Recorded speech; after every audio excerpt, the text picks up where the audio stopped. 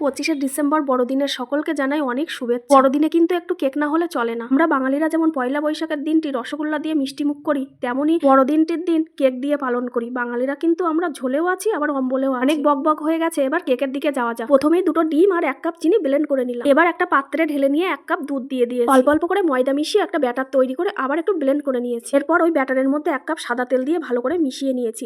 এরপরে ওর মধ্যে দিয়েছি vanilla, baking powder, baking soda আর ঘরে থাকা কিছু কাজু কিশমিশ।